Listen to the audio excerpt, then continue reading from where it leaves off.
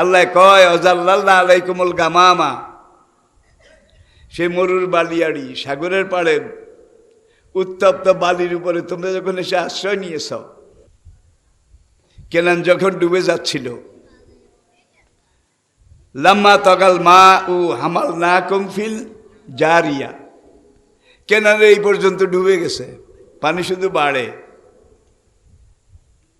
শত হলো বাবা, তিনি কেঁদে উঠে বললেন, ইয়া রব ইন্না ইবনি মিন আহালি, কেনান তো আমার ছেলে, মনটা কান্দে, একবার নৌকায় তোলার পারমিশন দাও, নৌকায় উঠুক, জীবনটা বাঁচুক, তারপরে পিটিয়ে পাটিয়ে আস্তে আস্তে সাইজ করা যাবে। আল্লাহ সঙ্গে সঙ্গে বললেন, ইন্নাহু লাইসা মিন আহলিক, সে তোমার ছেলে, আর বাংলা ভাষার দেখা পাবেন না, আল্লাহর কসম অন্য কোনো ভাষার দেখা পাবেন না। এই কবর আখেরাতে শুরু হয়েছে আরবি ভাষা। এখান থেকে প্রত্যেকটা থানা, চেকপোস্ট, ঘাঁটি এগুলো পার হয়ে যদি জান্নাতে যান, সেখানের ভাষাও আরবি।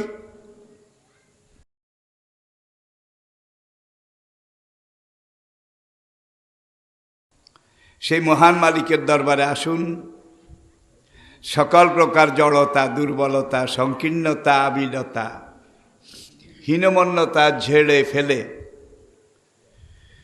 সবাই ইমানের বলে বলিয়ান হয়ে জজবা ইশক এবং মহব্বতের আমেজ মিশিয়ে সমস্বরে বুলন্দ আওয়াজে আকাশ বাতাস মুখরিত করে, নিজকে উজাড় করে বিলীন করে বীর বিক্রমে সিংহ গর্জনে আওয়াজ তুলে উচ্চস্বরে সবাই পড়ুন একবার আলহামদুলিল্লাহ।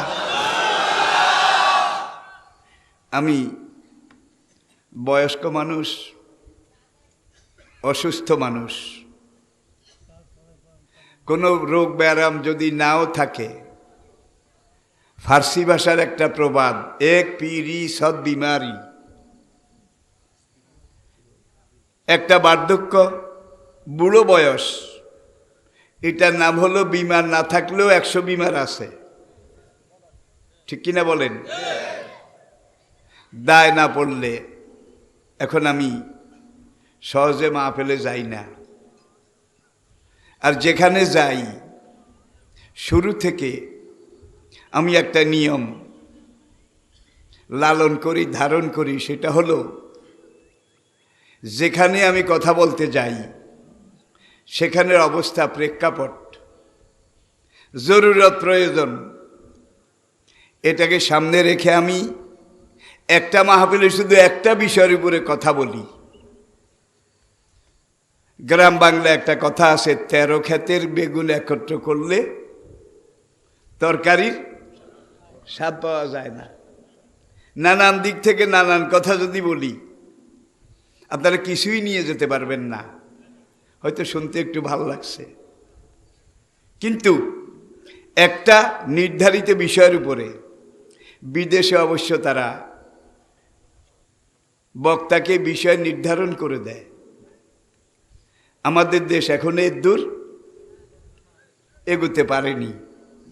তারপরেও আমি শুরু থেকে, আপনারা লক্ষ্য করেছেন, যেখানেই যাই গিয়েছি আমি একটা বিষয়ের উপরে শুধু কথা বলি, আর এই একটা বিষয়ের উপরে কোরআন থেকে, হাদিস থেকে, ইসলামের আদর্শ, ঐতিহ্য, ইসলামের কালচার, সিভিলাইজেশন,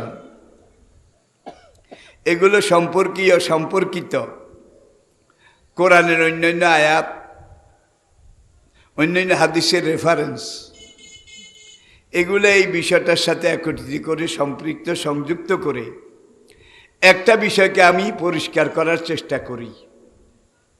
এতে একটা লাভ হয়,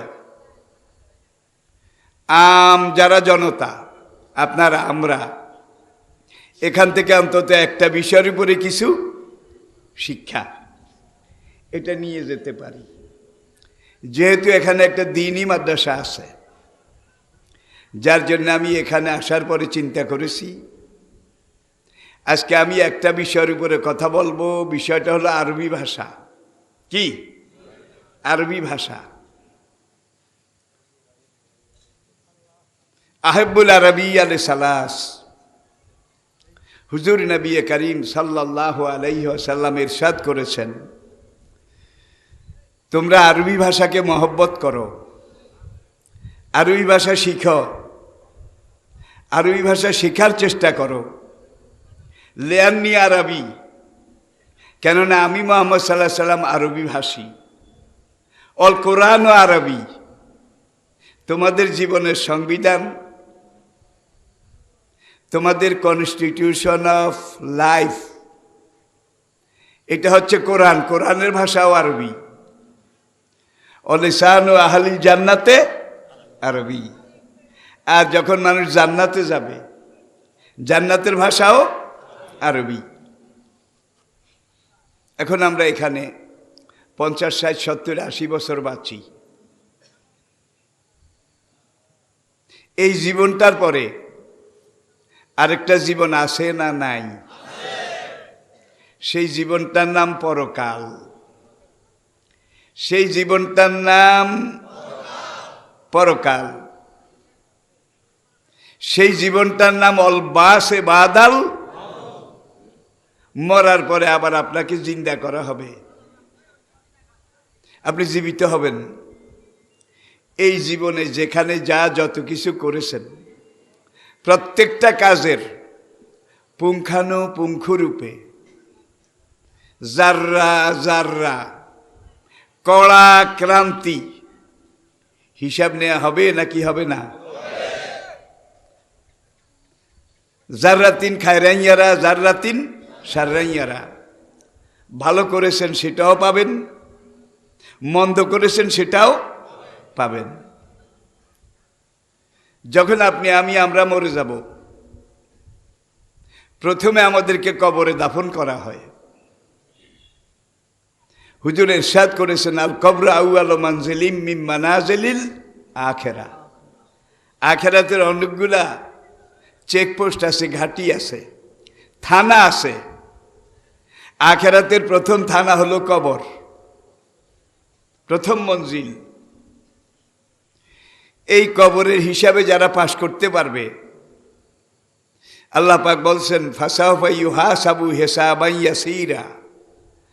তার হাসর পুলসিরাত মিজান থেকে শুরু করে জান্নাতে যাওয়া পর্যন্ত আল্লাহ পাক সবগুলো হিসাব সহজ করে দেবেন। আমরা জানি কবরে 3টা প্রশ্ন করা হবে, আপনারাও জানেন, সবাই জানেন। মান রব্বুকা, who is your Lord Almighty, তোমার রব কে? 2 নম্বর প্রশ্ন, আমা দীনুকা, হোয়াট ইজ ইউর রিলিজিয়ন, তোমার দিন কি? 3 নম্বর প্রশ্ন, আমার নাবিয়ুকা, who is your holy prophet, তোমার নবীকে। আমি আবার বলছি, তোমার রবকে, তোমার দিন কি, তোমার নবীকে। এই প্রশ্ন 3টা কোন ভাষায়? আর বাংলা ভাষার দেখা পাবেন না, আল্লাহর কসম, অন্য কোনো ভাষার দেখা পাবেন না। এই কবর আখিরাতে শুরু হয়েছে আরবি ভাষা। এখান থেকে প্রত্যেকটা থানা, চেকপোস্ট, ঘাঁটি, এগুলো পার হয়ে যদি জান্নাতে যান, সেখানের ভাষাও আরবি।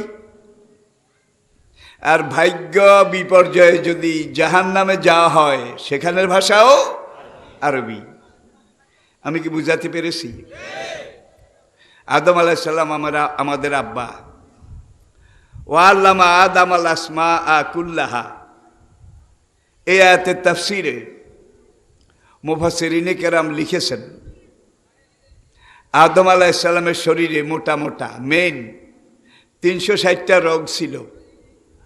মূলত মানুষের শরীরে রোগ আছে 12 লক্ষ টিস্যু, নার্ভ, যেগুলোর ভিতর দিয়ে রক্ত, তার মধ্যে মোটা 360টা।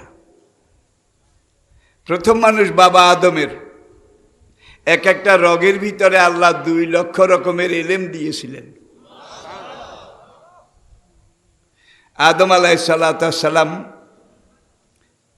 6000 আন্তর্জাতিক মানের ভাষা জানতেন।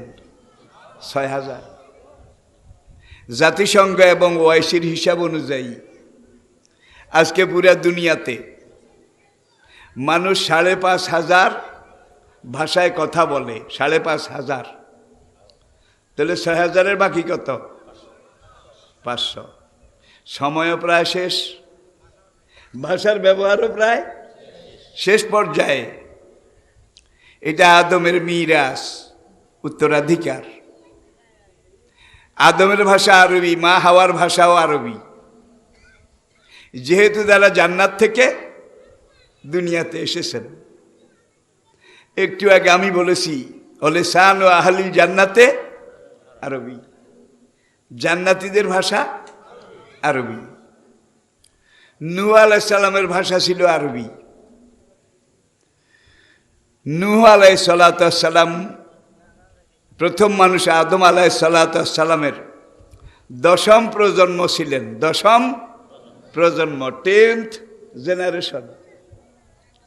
আদমের ছেলে শীষ, শীষের ছেলে অমুক, অমুকের ছেলে তমুক, তমুকের ছেলে তমুক, এইভাবে আস্তে আস্তে 10টা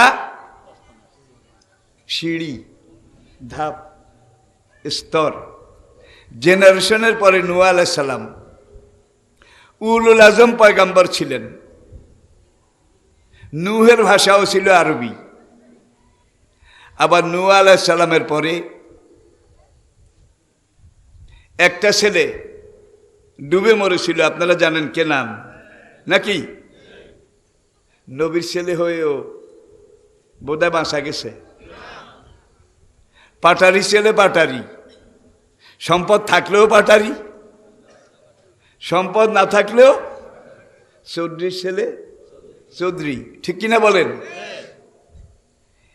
কিন্তু নবীর ছেলে যখন ইমাম ছিল না, তখন নবী হওয়া তো দূরের কথা, মোমেনও হতে পারেনি। কেনান যখন ডুবে যাচ্ছিল, লাম্মা তগাল মা উ হামাল না কমফিল জারিয়া, কেনান এই পর্যন্ত ডুবে গেছে, পানি শুধু বাড়ে। শত হলো বাবা, তিনি কেঁদে উঠে বললেন, ইয়া রব ইন্না ইবনি মিন আহালি, কেনান তো আমার ছেলে, মনটা কান্দে, একবার নৌকায় তোলার পারমিশন দাও, নৌকায় উঠুক, জীবনটা বাঁচুক, তারপরে পিটিয়ে পাটিয়ে আস্তে আস্তে সাইজ করা যাবে। আল্লাহ সঙ্গে সঙ্গে বললেন, ইন্নাহু লাইসা মিন আহলিক, সে তোমার ছেলে নয়। অবশ্যই এই যুগে ইসলামের আদর্শ ঐতিহ্য ধারণ না করলে নবীর ছেলে নবী হয় না, এমনকি মুমিনও হয় না। হয় ডাক্তারের ছেলে বোধহয় ডাক্তার হয়, ইঞ্জিনিয়ারের ছেলে মাস্টারের ছেলে, কিন্তু অনেক পীরের ছেলে কিন্তু পীর হয়। চাই এলেম থাক, চাই না থাক। বড় ছেলে হইল বড় হুজুর, মেজু হুজুর, সেজু হুজুর, ছোট হুজুর, এরকম আছে না নাই? আছে। তাহলে বোঝা গেল ইসলামের উত্তরাধিকার, এলেমের মিরাস, এটাই হলো উত্তরাধিকারের সবচেয়ে বড় দিক। আল উলামা ওয়ারাসাতুল আম্বিয়া, নবীজি ইরশাদ করেছেন, আমি দুনিয়া থেকে চলে গেলে আমার উম্মতের আলেমরা, আল উলামা আলেমরা ওয়ারাসাতুল আম্বিয়া, নবীদের ওয়ারিস, নবীদের উত্তরাধিকার। তাহলে আলেমরা তো নবীর ছেলে না, ছেলে না, কিন্তু আলেমদেরকেই আল্লাহ উত্তরাধিকার হিসাবে গ্রহণ করেছেন। এলেমের কারণে নাকি অন্য কিছু? গায়ে মোটা, দেখতে তাগড়া, পয়সাপাতি বেশি আছে, এগুলার কোনো দাম নেই। দাম হলো ইলমের। এবারে আরেকটু সামনে আসুন। ইন্না আনজালনাহু কুরআনান আরাবিয়্যান লাআল্লাকুম তাআকিলুন, সূরা ইউসুফ। নিঃসন্দেহে আমি আল্লাহ স্বয়ং নিজে আনজালনাহু, এই কোরআন নাজিল করেছি, কুরআনান কারা ইয়াকরাউ কিরাতান ফাহুয়া কুরআনুন, এমন একটা কিতাব হিসাবে, এমন একটা গ্রন্থ হিসাবে যেটা কিয়ামত পর্যন্ত মানুষ সবচেয়ে বেশি পড়ে, সবচেয়ে বেশি তেলাওয়াত করে। আপনি কি বলতে পারবেন দুনিয়ার মানুষ কোন কিতাবটা সবচেয়ে বেশি তেলাওয়াত করে? 5 ওয়াক্ত নামাজ যারা পড়েন, কোরআনের প্রথম সূরাটা আলহামদুলিল্লাহ দৈনিক কয়বার পড়েন? কি এটা না পড়লে তো নামাজই হবে না। লা সালাতা ইল্লা বিফাতিহাতিল কিতাব, ফরজে ফাতিহা পড়া লাগে, ওয়াজিবে লাগে না। সুন্নতে, নফলে, বেতেরে, চাশতে, আওয়াবিনে, ইশরাকে সূরা ফাতিহা না পড়লে তো নামাজই হবে না। তাহলে একজন ইমানদার, একজন মুমিন, একজন নামাজি একদিনে কয়েক ডজন বার কোরআনের প্রথম সূরা ফাতিহা তেলাওয়াত করে।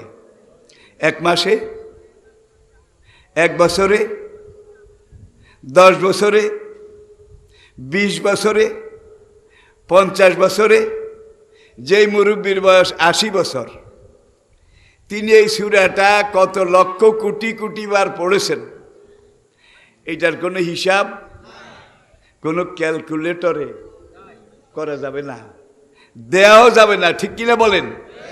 অসংখ্য অগণিত বার এটাকে পড়ছে এবং পড়তেছে। কোরমা পোলাও,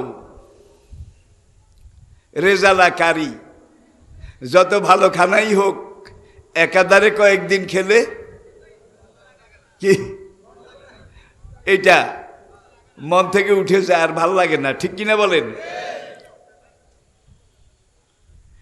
কিন্তু এই সূরা ফাতিহা আপনার আগে আপনার আব্বা পড়েছে, আব্বার আব্বা, তার আব্বা, তার আব্বা, তার আব্বা, এইভাবে 1,500 বছর পর্যন্ত সবাই পড়তেছে, আপনিও পড়তেছেন। লক্ষ লক্ষ কোটি কোটি বার আপনি পড়েছেন। ইমানদারি বলুন, পড়তে পড়তে কার মনটা তিতা হয়ে গেছে? একটু হাত দেখান। কি এক জিনিস কত পড়া যায়? বনি ইসরাইলদেরকে আল্লাহ মানা সালুয়া দিল সিনাই উপত্যকায়, বেহেশতি খানা। ওরা কয়েক বছর খেলো, খাওয়ার পরে এইবার লাইন ধরে নাশকর ইহুদি জাতি মূসা নবীর কাছে এসে বলে, ওয়াইজ কুলতুম ইয়া মূসা লান নাসবিরা আলা তাআমিউ ওয়াহিদ, একরকম খানা আর মন চায় না। ভাই, বেহেশতি খানার উপর কোনো খানা আছে? কুত্তার পেটে ঘি হয় না। কুত্তারে ঘি খাওয়াবেন, কুত্তার 12টা বাজবে, আগে পশমগুলো পড়ে যাবে, চামড়াটা পুড়ে ছাই রং ধারণ করবে, কুত্তার শরীরটা ঘেটে যাবে, চামড়ার উপর দিয়ে হাড় গনা যাবে। বনি ইসরাইল জাতি দুনিয়ার কুত্তা। বেহেশতের মানা সালু আল্লাহর তৈরি, সেইটা কিছুদিন খেয়ে ওরা বলে, ইয়া মূসা লান নাসবিরা আলা তাআমিউ ওয়াহিদ, হে নবী মূসা, একখানা আর কতদিন খাই? খাইতে খাইতে খাইতে খাইতে মানসালুয়া মন থেকে উঠে গেছে। ভাদু সুতরাং হে মূসা, তুমি দোয়া করো, লানা আমাদের জন্যে, রব্বাকা তোমার রবের কাছে। মূসা রেখা তোমার রবের কাছে আমাদের জন্য একটু তোগো কি ফেরাউন যখন পাইকারি বার্মার রিফিউজিদের মতো কচু কাটা করতেছিল, ফেরাউন লোহিত সাগর পাড়ি দিয়ে লোহিত সাগরের পূর্ব পাড়ে তিহ ময়দান, ওয়াদিয়ে সায়না, ভূগোলের সিনাই উপত্যকা, একদিকে জর্ডান, আরেকদিকে সিরিয়ার গোলান হাইট, আরেকদিকে সৌদি আরবের উত্তরাঞ্চলের মরু বালিয়ার বালিয়াড়ি, পেছনে পশ্চিম দিকে লোহিত সাগর। সেখানে 70,000 বনি ইসরায়েল, মায়ের খাওয়া রিফিউজি, দেশ ছেড়ে আসা রিফিউজি, শরণার্থী। এই যুগে কোনো দেশের মানুষ যদি মার খেয়ে আরেক দেশে যায়, সেই দেশ জায়গা দেয়, খানাও দেয়, জাতিসংঘ খানা দেয়, দুনিয়ার বিভিন্ন এনজিও তারাও খানা দেয়, কেউ তাবু, কেউ টিন, কেউ ঘর বানাইয়া দেয়, কেউ ডাল চাল তেল এগুলা দেয়। কিন্তু সেই সময় কোনো কিছু ছিল না। আল্লাহ কয় অজাল্লাল্লাহ আলাইকুমুল গামামা, সেই মরুর বালিয়াড়ি সাগরের পাড়ে উত্তপ্ত বালির উপরে তোমরা যখন এসে আশ্রয় নিয়েছ, তোমাদের মাথার উপরে মেঘ দিয়ে আমি ছায়া দিয়েছি, যেন তোমরা জ্বলে পুড়ে ছাই না হও। ও আনজালনা আলাইকুমুল মান্না সালুয়া, দেখছেন? তোমাদের জন্যে 70,000 বনি ইসরায়েলের জন্য 70,000 plate packet food, packet food জান্নাতের তৈরি, আলা কুল্লি শাইইন কাদিরের মেশিনে তৈরি। এগুলো দিয়ে যেত। হারামজাদারা, নিমুখ হারামরা এসে কয় ফাদুলানা রাব্বাকা, হে মুসা তুমি আমাদের জন্য তোমার রবের কাছে একটু দোয়া করো। ইউখরিজ লানা মিনাল আরদি মিন বাকলিহা ওয়া কিসাইহা ওয়া আফুমিহা ওয়া আদাসিহা ওয়া সালেহা। বেহেশতের মান্না সালুয়ার পেটে সয় না, চর্বি জমে গেছে, ফ্যাট জমে গেছে, শরীরটা মোটা হয়ে গেছে, হাঁটার সময় বাবা ব্যাঙের মতো থপ থপ করে। মুসা তুমি তোমার রবের জন্য আমাদের রবের কাছে আমাদের জন্য একটু দোয়া করো। ইউখরিজ লানা, তোমার রব যেন আমাদের জন্য জমিন থেকে বাইর করে দেয়। মিম বাকলেহা, সবজি, টান কচু, মান কচু, ছড়া কচু, মুড়া কচু, ওল কচু, জোল কচু, গোল আলু, মুসুরির ডাল, এগুলো আমাদের শরীরে চায়। দার্শনিক আল্লাহ নবী বললেন আতাস্তাবদিলুন আল্লাযী হুয়া আদনা বিল্লাযী হুয়া খায়র। ওরে পোড়া কপালের দল, বেহেশতের খানা বাদ দিয়া তোরা টান কচু, মান কচু, উল কচু, জোল কচু, ছড়া কচু, মুড়া কচু এগুলা পাইতে চাস? মুসা বেশি কথা কইও না, তাড়াতাড়ি দোয়া করো।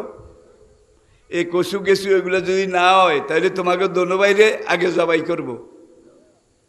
মুসা দোয়া করলেন। দোয়া করার পরে সকালে দোয়া করলো, বিকালে ওরা মুসার কাছে আসলো। ইয়া মুসা, আমাদেরকে কচু দেন, কচু।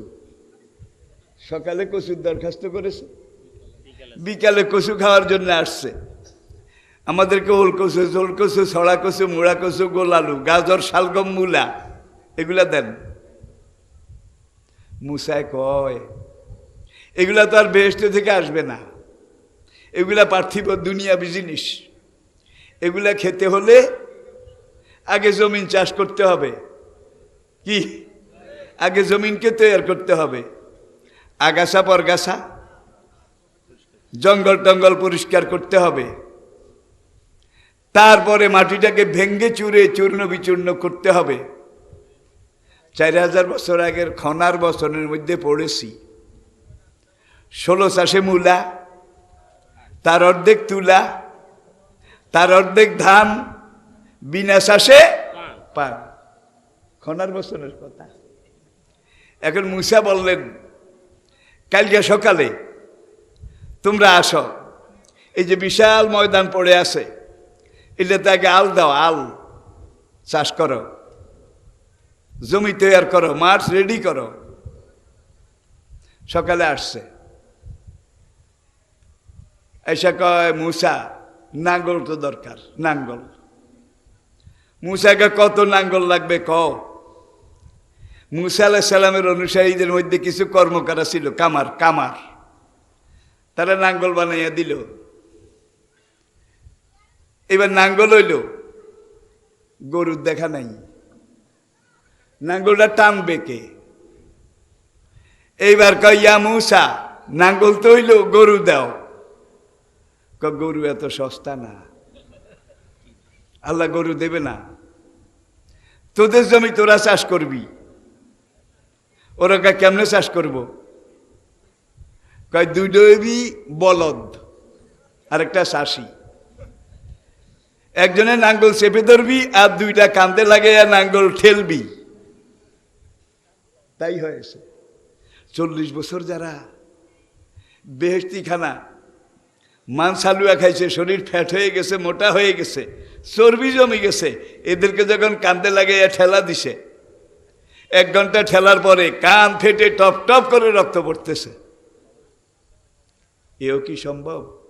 সুখী মানুষ, 40 বছরের সুখী মানুষ।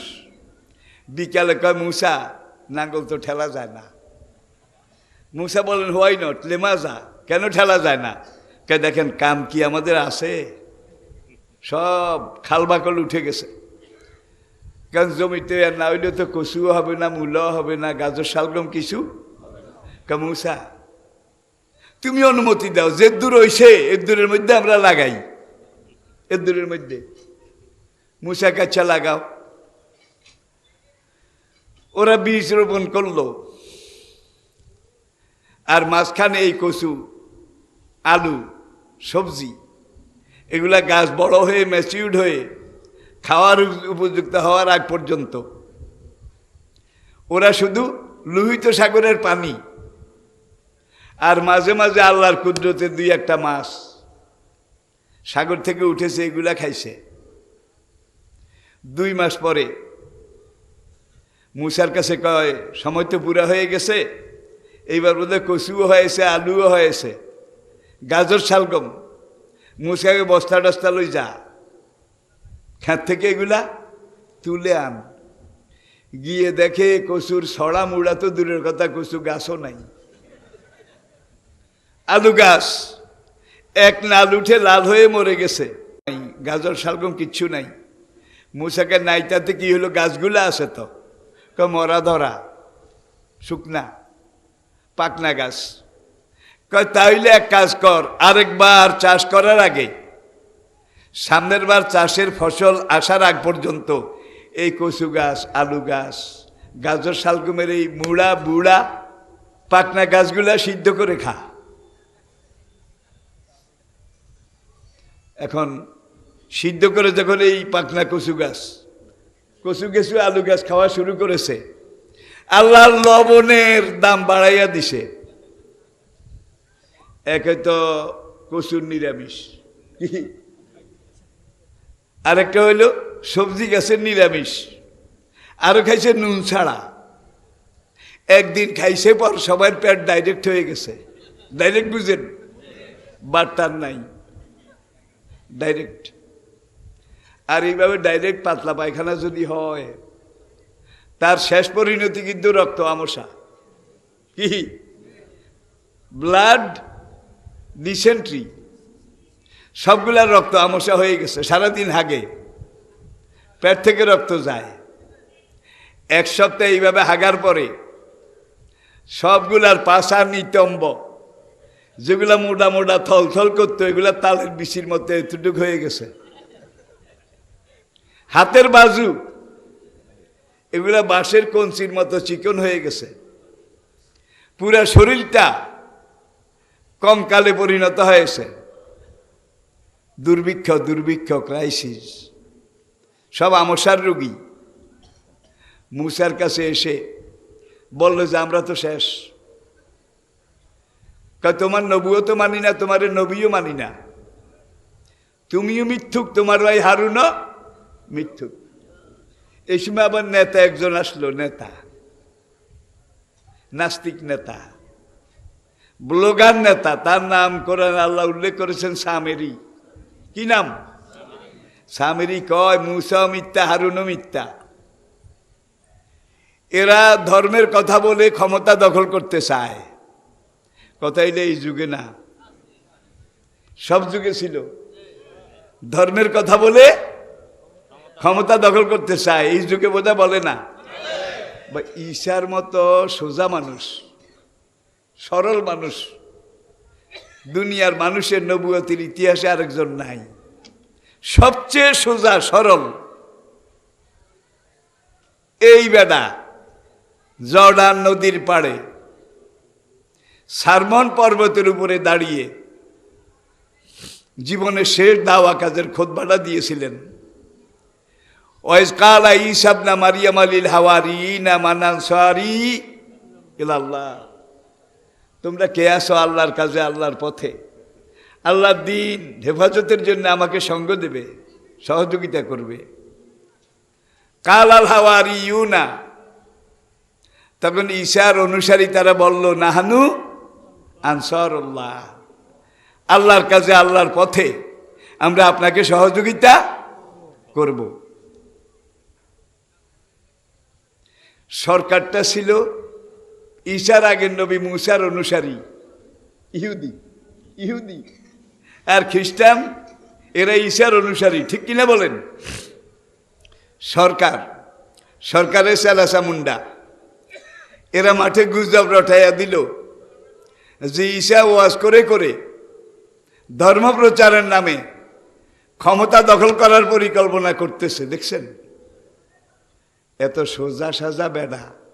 বাইবেলে আছে ঈসা আলাইহিস সালাম বলছেন, তোমার ডান গালে কেউ যদি একটা চপটাঘাত করে তুমি মনে কষ্ট নিও না, তারে বাম গালটাও আগাই দিও, আর বলো মানুষের মনে কষ্ট দেওয়ার জন্য আমি দুনিয়াতে আসিনি।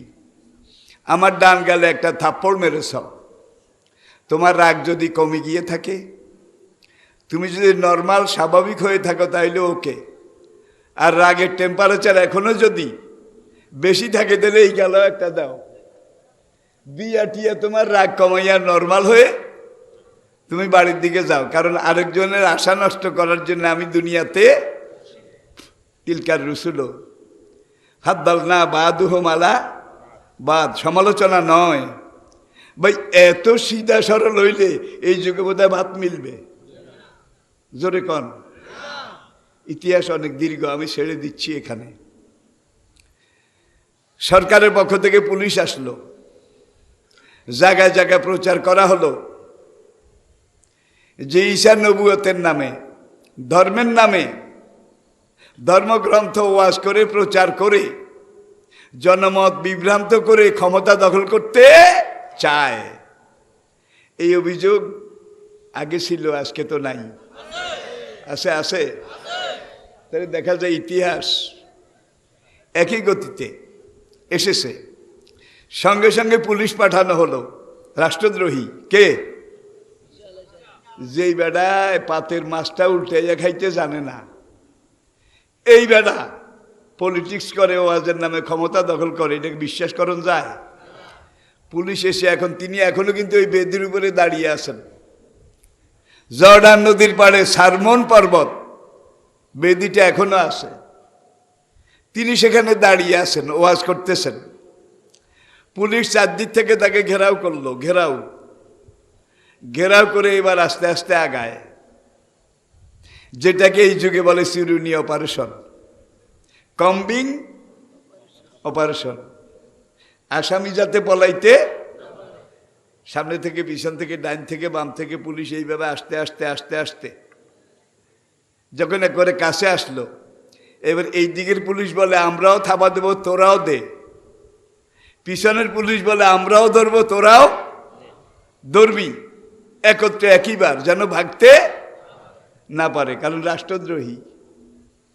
পুলিশ এসে যখন এইভাবে খপ্পর করে তাকে ধরার জন্য দিল, তাদের হাতের সাথে এসে হাত মিলে গেল। আল্লাহ ঈসাকে আসমানে তুলে নিয়ে গেলেন। আল্লাহ পারে? মা কাতালুহু আমা সালাবুহু ওয়ালাকিন শুব্বিহা লাহুম। লোকটা বোধহয় জাদু জানে। জাদুর বলে বোধ হয় আত্মগোপন করে পালিয়ে গেছে। দেখ এইদিকে দিক টোকা আছে আশেপাশে, পুলিশে খোঁজে। কতক্ষণ পরে আদালতের ওখান থেকে একদল লোক দৌড় দিয়ে এসে বলে যে আদালতের বিচারক ঈসাকে শুলি দেওয়ার জন্য রায় দিয়েছে, যে বিচারক, আল্লাহ পাক ঈসা আলাইহিস সালামের চেহারাটা হুবহু সেই বিচারকের চেহারা বানাই দিলেন। এখন বিচারক রায় দিয়ে টিয়া অপেক্ষা করতেছে, সিগারেট খায়, পায়ের উপরে পাও ডুলায়। রাষ্ট্রদ্রোহীকে মৃত্যুদণ্ড দিয়েছি। এখন পুলিশ যাইতে যাইতে খবর পাইয়ে সেই দিকে গেছে, দেখ ওই তো চেয়ারে বসা, ওই তো চেয়ারে বসা। বিচারক বেটাকে খোদার কসম আমি না, খোদার কসম আমি না, ঈসা কোথায় আমি জানি না। তাই আল্লাহ ঈসার চেহারা এই বেটারে দিয়ে দিছে। ঈসাকে আসমানে নিয়ে গেছে। এই লোকটারে ধরে এনে ঈসা মনে করে শুলিতে। তাহলে আল্লাহর বিচার আছে না নাই? ধরে বলেন আছে না নাই? এবারে আসুন, আমি এই কোরআন নাজিল করেছি আরবি ভাষায়। ইন্না আনজালনাহু কুরআনান আরাবিয়্যান লাআল্লাকুম, তোমাদের জন্য কোরআন বুঝতে সুবিধা হয়। আরেক আয়াতে আল্লাহ পাক বলছেন বিলিসানিন আরাবিয়্যিন মুবিন, স্বচ্ছ ঝরঝরে মিষ্টি প্রাঞ্জল আরবি ভাষায় আমি এই কোরআন নাজিল করেছি। ভাই, কোরআনের আগেও তো আসমানি কিতাব ছিল। ও আতাইনা দাউদা জাবুরা, দাউদ নবীর কাছে আমি জাবুর কিতাব নাজিল করেছি ইউনানি ভাষায়, ইউনানি। ঈসা আলাইহিস সালামের উপরে আমি সুরিয়ানি ভাষায়,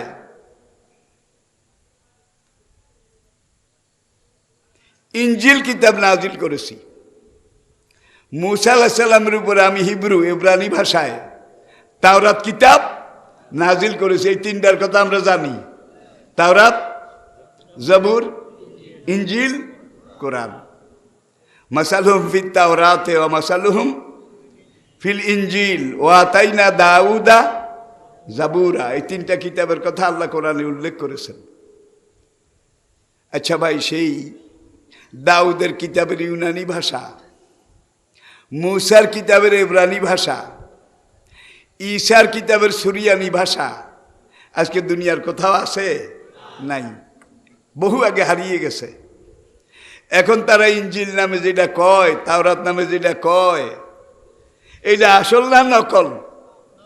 আপনি যাচাই করবেন কিভাবে? ভাষাটাই তো নাই, ভাষাটাই তো ডেড ল্যাঙ্গুয়েজ, মৃত ভাষা, হারিয়ে যাওয়া ভাষা। আচ্ছা, যেই যুগে আল্লাহ পাক দাউদ আলাইহিস সালামের উপরে জাবুর কিতাব নাজিল করেছিলেন, পরবর্তীতে আজকে তাওরাত, জাবুর, ইনজিলের কোন হাফেজ সাহেব তখন ছিল? এখন আছে? তখনও ছিল না, এখনো নাই। কিন্তু ইন্না নাহনু নাযালনা যিকরা ওয়া ইন্না লাহু লাহাফিজুন ওয়ালাকাদ ইয়াসসারনাল কুরআনা লিযিকরি ফাহাল মিন, এই কোরআন যারা মুখস্থ করতে চায়, আমি আল্লাহ পাক কোরআন মুখস্থ করা সবচাইতে সহজ করে দিয়েছি। কোরআন যেদিন থেকে নাজিল শুরু, এই দিন থেকে হাফেজ শুরু।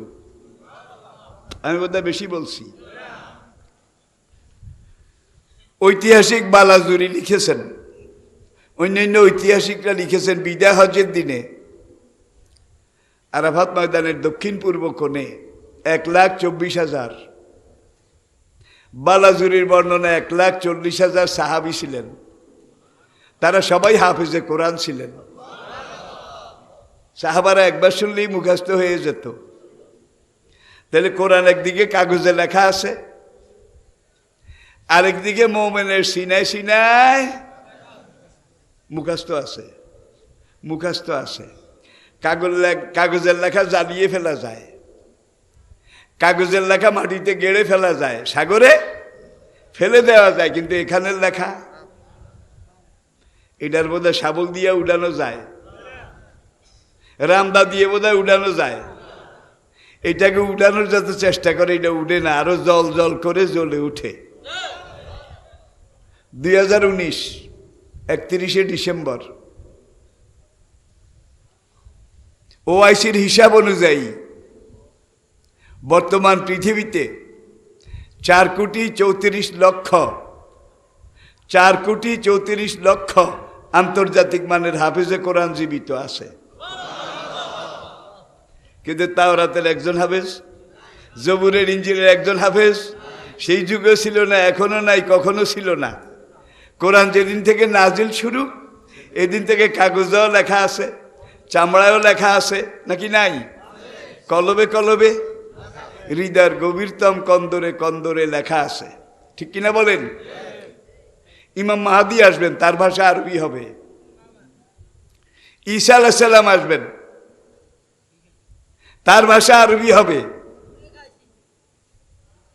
ঈসা আলাইহিস সালাম দামেস্কের পূর্ব দিকে গৌতা দামেস্কের কেন্দ্রীয় মসজিদের সাদা গম্বুজের উপরে ফেরেশতারা যখন তাকে নামায় দেবে,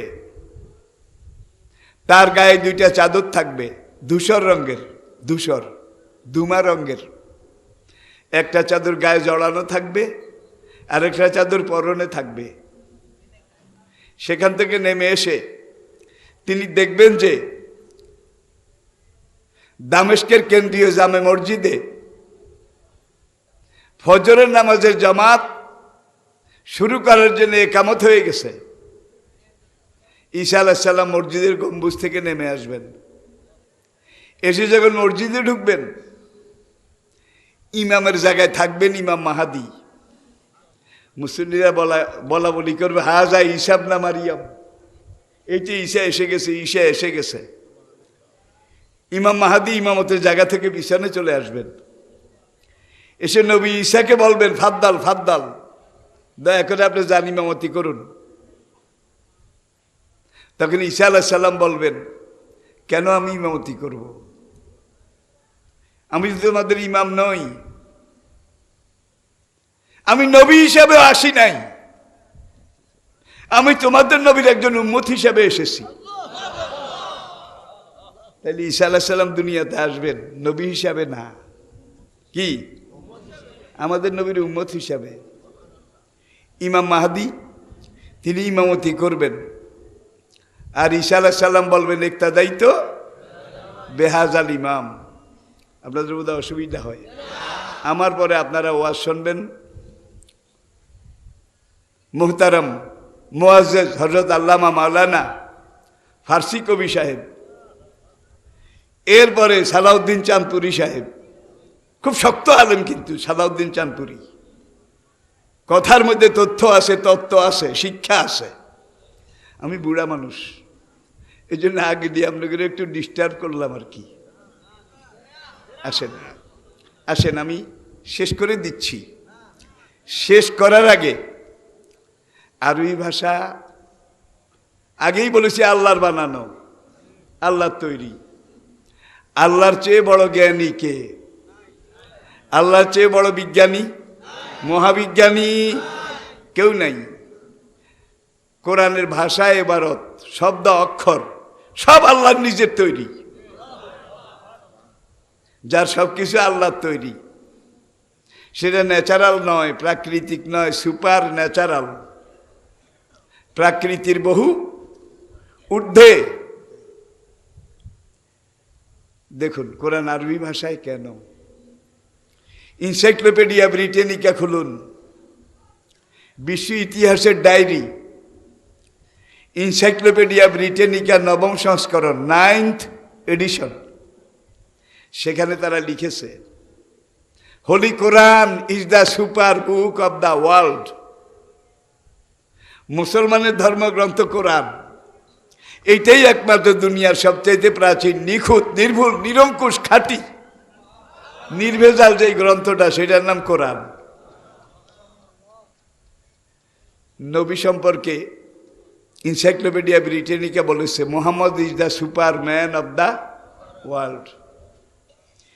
তারা এইভাবে লিখেছে, as a religious teacher, as a founder, as a ruler, as a leader, as a commander, as a law giver, as a law maker, as a justice, Mohammad,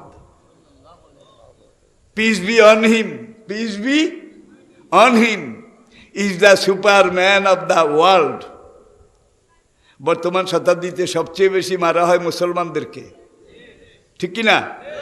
মুসলমান জঙ্গি, মুসলমান মৌলবাদী, মুসলমান সন্ত্রাসী, এই কথা বলে বলে ফিলিস্তিনে মারে, জেরুজালেমে মারে, ইরাকে লক্ষ লক্ষ লক্ষ লক্ষ মেরে ফেলেছে, আফগানিস্তানে লক্ষ লক্ষ মেরে ফেলেছে, ফিলিস্তিনে লক্ষ লক্ষ মেরে ফেলেছে, মারতেছে মারতেছে। মুসলমান হইলেই হইল, আমাদের পাশের বন্ধু দেশ বোধ হয় রাস্তায় পিটাইয়া মারতেছে না। জোরে কন, জোরে কন। বছরের শেষে যখন হিসাব হয় তখন দেখা যায় সারা বছর ইহুদি, খ্রিস্টান, মুশরিক, মুনাফিক তারা মিলে এক বছর পর্যন্ত শুধু মুসলমান খতম করো, খতম করো, নাস্তা করো, নাস্তা করো। ইবলিস আর ইবলিসের অনুসারীদের এটাই তো স্লোগান, ঠিক না বে ঠিক? এক বছর পরে যখন হিসাব নেওয়া হয় তখন দেখা যায় গত এক বছরে যেই দিনটা, যেই ধর্মটা দুনিয়ার মানুষ সবচেয়ে বেশি গ্রহণ করেছে সেই ধর্মটা হলো ইসলাম। এত মারে কিন্তু মুসলমানের সংখ্যা কমে না বাড়ে? কমে না বাড়ে?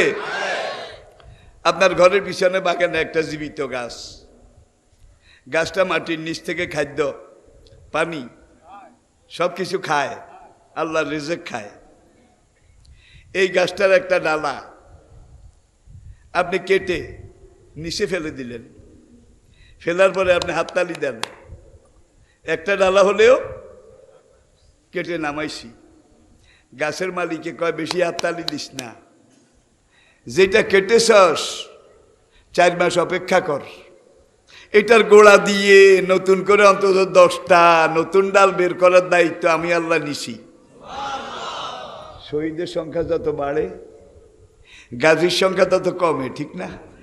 না বাড়ে? একটা উদাহরণ শুধু দেখেন, আরবি ভাষা যদি আপনি কোনো পুরুষকে বুঝাইতে চান তাহলে কোরআনের ভাষা হবে হুয়া, হুয়া, হেতে, হেতে। আর যদি মহিলা বুঝাইতে চান হিয়া, হিয়া। তুমি পুরুষ হইলে আমতা, আর তুমি মহিলা হইলে আমতে। দেখছেন কারবার? তোমরা পুরুষ হইলে আমতুম, আর তোমরা মহিলা হইলে আমতুন না। দেখছেন কারবার? তোমাকে পুরুষ হইলে কা, তোমাকে মহিলা হইলে কে। দেখছেন? এরপর আবার ইয়া, না না। পুরুষ হইলে কুল, কুল, কুল খাও, আর নারী হইলে কুলি, কুলি, শেষে ইয়া।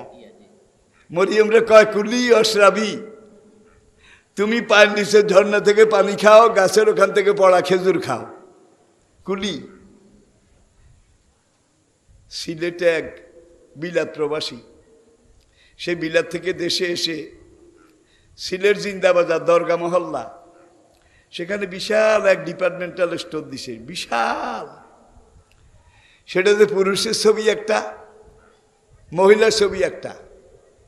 দোকানের নাম রাখছে he and she enterprise, he and she enterprise. উদ্বোধন হবে আজকে। এখন মালিক মেহমানদেরকে বলে হি অ্যান্ড শি এন্টারপ্রাইজ, এটার আপনারা বাংলায় তর্জমা করেন। ভাই কেউ হারে না, একজনও পারে না। সিলেট গ্রাম্য মানুষ আইয়া কয় বাংলা টাংলা কইেন না। আমারও যদি কন আমি আঞ্চলিক ভাষায় তর্জমা করুম, কয় করো, কয় হেতে হেতি এন্টারপ্রাইজ, হেতে হেতি। এবার কিন্তু 100 ভাগ কারেক্ট হয়েছে, হি অ্যান্ড। আচ্ছা, আর একটা শুধু নেন, উট, উট। এই উটটা যদি পুরুষ হয় তাহলে উটের সামনে লিখতে হবে পুরুষ উট, পুং পুং। আর এই উটটা যদি মহিলা হয় তাইলে উটের সামনে লিখতে হবে কি স্ত্রী, অথবা উটটা পুরুষ হলে উট লেখে সামনে আপনাকে লিখতে হবে হি হি হেতে। আর উটটা যদি মহিলা হয় তাইলে আপনি উট লেখে সামনে লিখতে হবে সি, নাকি? কত জোড়া তালি রে ভাই কোরআনে। আফালা ইয়ানজুরুনা ইলাল ইবিলি, ইবিল, ইবিল শব্দের অর্থ হইল উট। এটার মধ্যে পুরুষও আছে। হাতিয়া, সুবর্ণচরের দিকে যান, মোর যদি হুদ্দলা হয় তাহলে সেলা মহিষ, কি সেলা মহিষ। আর মোর যদি মেয়ে লোক হয় তাইলে মাদাম, মাদাম মহিষ মানে ম্যাডাম, ম্যাডাম।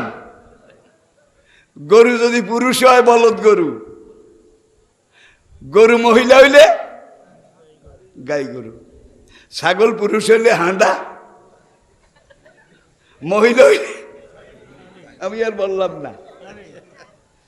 প্রজাতির সাথে পুরুষ স্ত্রী যোগ করা লাগে, ঠিক কিনা বলেন? কিন্তু হাত্তা ইয়ালেজাল জামালো ফি সাম্মিল খিয়াত, প্রত্যেকটা কথার মধ্যে আমি কিন্তু কোরআন আয়াত দিতেছি। এইসব মুনাফিক বেঈমান মুশরিক এরা কিছুতে জান্নাতে যেতে পারবে না। হ্যাঁ, ওরা জান্নাতে যেতে পারে যদি সুইচের মার্গ দিয়া উট ঢুকানো যায়। সুইচের মার্গ চিনেন? কি গোড়া ছিদ্র, সুইচের গোড়া ছিদ্র দিয়ে যদি উট এটা ঢুকানো যায় তাহলে এইসব বেনামালি বেরোজগারি কাফের এরা জান্নাতে যাবে। তাহলে সুইচের মার্গ দিয়া উটও ঢুকবে না, এরাও জান্নাতে যেতে পারবে না। দেখুন কোরআনের ভাষা। উটটা যদি পুরুষ হয়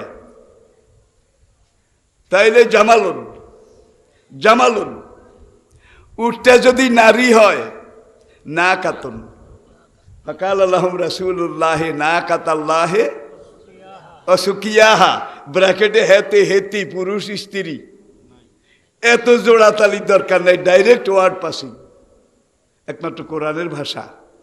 আবার এই উটনিটা 10 মাসের পরিপূর্ণ গর্ভবতী যদি হয়, একটা নারী উট 10 মাসের পরিপূর্ণ গর্ভবতী, বিয়েব অবস্থা। এটাকে যদি আপনি বাংলা ভাষায় বুঝাইতে চান, কমপক্ষে আপনাকে বলতে হবে বা লিখতে হবে 10 মাসের পরিপূর্ণ গর্ভধারিণী উট। ইংরেজিতে যদি বুঝাইতে চান, শি ক্যামেল, শি ক্যামেল উটনি, 10 months ফুললি কনসিভড, 10 মাসের পরিপূর্ণ গর্ভবতী উটনি। দেখছেন, এক লাইনের কম না। আর কোরআনের ভাষায় ওয়াইজাল ইশারও উত্তেলাত, ইশিনালিফরা, ইশার। ইশার শব্দের অর্থ হইল এমন একটা মাইহলা উট যে উটনিটা 10 মাসের পরিপূর্ণ গর্ভবতী। সাংঘাতিক কথা বলছি, কিন্তু আমি শুধু কোরআন থেকে আমি কয়েকটা রেফারেন্স দিলাম। শুধু আরবি শিখতে রাজি আছেন? জোরে কন। বাচ্চাদেরকে শিখাতে রাজি আছেন? বাচ্চাদেরকে আগে মাদ্রাসায় ভর্তি করেন, 3 বছর 5 বছর কোরআন ঢুকান, কোরআন ঢুকান। ওদের পেটটা এখন খালি, ওদের পেটে কোনো কমিউনিজম, সোশ্যালিজম কোনো কিচ্ছু নেই, খালি। এই পেটের মধ্যে কোরআন ঢুকাইয়া দেন, লাভ কি হবে? সকালবেলা আপনার পেটটা একেবারে খালি, পেটে কিচ্ছু নাই, ক্ষুদায় সুং সুং সুং সুং করে। এই সময় আপনার বেগম সেপা শুটকির ভর্তা চিনেন তো? সেপা শুটকি এইটা হয় উত্তরবঙ্গে, লইটা হয় দক্ষিণবঙ্গে। এক একটার এক এক স্বাদ, এক একটা আসির, পেট ভরে ফেলেছেন। এই সময় আপনার এক আত্মীয়র বাড়ি থেকে, সেখানে একটা অনুষ্ঠান ছিল, আকিকা ছিল, আমরা একটা কিছু ছিল, সেখান থেকে টিফিন ক্যারিয়ারে করে বড় বড় মুরগির রান, ফিস্ট, রোস্ট, রেজালা, কাবাব, ভালো ভালো মানের খানা, এগুলা যখন দিয়ে গেছে, আপনার বেগম টিফিন ক্যারিয়ার সামনে নিয়ে আসছে, ধরেন একখান রান, কয় দেও আর একখান থান, কার কি কয় দেও একটা কারি, দেও একটা গিলা, ভাই খাইতে খাইতে একেবারে দূর ফালাওলাই যা ভালাগাতিল ট্যাঙ্কি পুরা ওভারলোড ওভারলোড। ইমানদারি বলেন সারাদিন ডেক উঠবে কোনটার? বলা লাগবে কোনটার ডেক উঠবে? কেন শুটকির উপরে এত কোরমা বলাও, এত বিরিয়ানি, এত কারি, এত রেজালা, এত কিছু দিলেন, কোনোটা ঢেক উঠবে না। ঢেক উঠবে খালি পেটে প্রথম যেটা দিছেন, পেট এটাকে গ্রহণ করেছে, কবুল করেছে। উর্বের এই রাম থান কালিয়া এগুলা পেট গ্রহণ করে নাই, পেট তো আগেই ভরে গেছে। আপনার ছেলে মেয়ে তাদেরকে আগে মাদ্রাসায় ভর্তি করেন, ইবতেদায়ী 3 বছর 5 বছর তাদেরকে আগে কোরআন শিখান, কোরআন ঢুকাইয়া দেন, তাদের পেটটা খালি। এরপর আপনি তাদেরকে ডাক্তারি পড়ান, ইঞ্জিনিয়ারিং পড়ান, ম্যানেজার বানান, অ্যাডমিনিস্ট্রেটর বানান, উকিল বানান, ব্যারিস্টার বানান, যেইটা ইচ্ছা এটা পড়ান। সারা জীবন কোরআনের ঢেক উঠবে, কারণ খালি পেটে কোরআন ঢুকেছেন। শুটকির ভর্তায় যদি সারাদিন উঠে, তাইলে কোরআনের এই ভর্তায় সারা জীবন উঠবে। এই ছেলে হারিয়ে যাবে না। এই ছেলে বিয়ে করে নতুন আধুনিক বউ ঘরে আনছে। বউ কয় তোমার মারে বাইর করো, তোমার বাবারে বাইর করো। কয় কে আরে? কয় বুড়িয়া গরমুতে, বুড়িয়া এরকম বোধ হয় না। বউ বিদ্রোহ করেছে, হয় আমারে ছাড়ো, নয় তোমার বাবা মায়েরে ছাড়ো। আমি এত দুর্গন্ধ বিদঘুটে এটার মধ্যে আমি থাকবো না। ও তার রাজুল ইমরাতাহু, কিয়ামতের আগের একটা কথা, তিরমিজি শরীফের হাদিস 807। এখন বউর কথায় ছেলে রাজি হয়ে গেছে। আপনি ছেলে আর কি, আপনিও বুড়া, আপনার বউ বুড়া, দোনোজন ছেলে আর বউ। নাতি একটা আছে কিন্তু 6 বছর বয়সের নাতি। এটা দাদা দাদি ছাড়া কিচ্ছু বুঝেও না, জানেও না। মুতের গন্ধক, গুয়ের গন্ধক, সে সেখানে আছে। এখন এরা স্বামী স্ত্রী যুক্তি করে বুড়া বুড়িরে নিয়ে শহরে রওনা করেছে। সরকারি কন্যাকা আশ্রয় কেন্দ্র, বুড়া বুড়ির এতিমখানা। 40 বছর আগের লন্ডন আমেরিকাতে দেখেছি, আমাদের দেশে ছিল না। আর এখন আমাদের দেশেও বুড়া বুড়ির এতিমখানা আছে না নাই? এখন ছেলে আর ছেলে বউ কি সাজা, বোর কি খোপা, কাসিয়াতিন আরিয়াত মুমিলাতিন মাইলাত। বউ কেবল হাসে হাসে, কারণ আজকে বিপদ। আশ্রয় কেন্দ্রে এখানে রেখে যাচ্ছে। ফাইল বাইট করা হলো, আশ্রয় কেন্দ্রের যিনি দায়িত্বশীল, নাম লেখেন, আইডি কার্ড দেন, সব দিছে। এগুলো যে 6 বছরিয়া নাতি, এটা একবার এখানে আসে, আসার পর আবার বাইরে দৌড় দেয়, দৌড় দিয়ে ওই রুমে ঢুকে, বাইরে আবার আরেক রুমে ঢুকে, আরেক রুমে ঢুকে, রুম দেখে আর বাইরে হয়।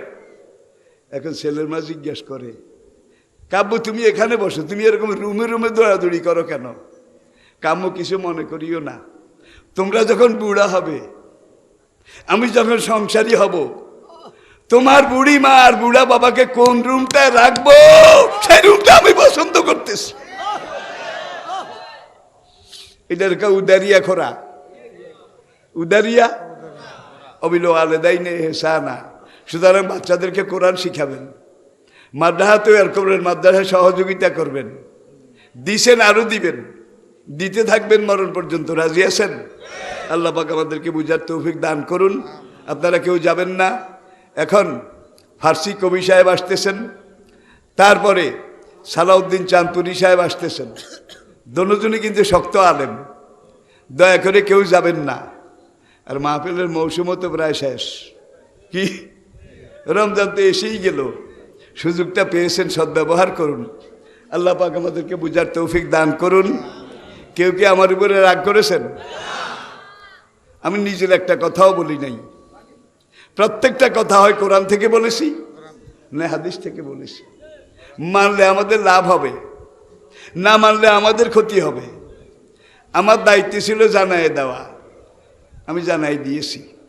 আল্লাহ আপনাদেরকে বুঝার, অনুভব করার, অনুভূতি আনার তৌফিক দান করুন।